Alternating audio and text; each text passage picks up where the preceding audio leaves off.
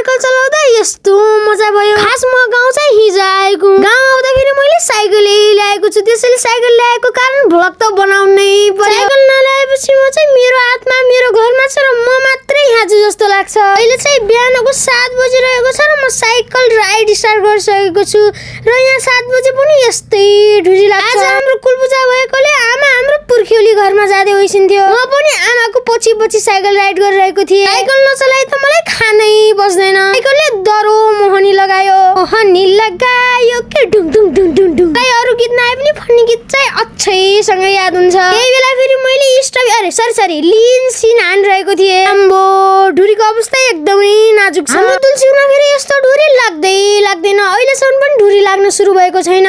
खास हाम्रो गाउँको ट्रान्सपोर्टेसन चाहिँ अटोले नै गर्छ। ढुरी भएको अवस्थामा साइकल चलाउन गाह्रो पनि हुन्छ प्लस मजा पनि आउँछ। गाउँमा त साइकल चलाउनुको मजा अलगै हुन्छ। आजको मिनी भ्लगमा यति नै, बाइ बाइ।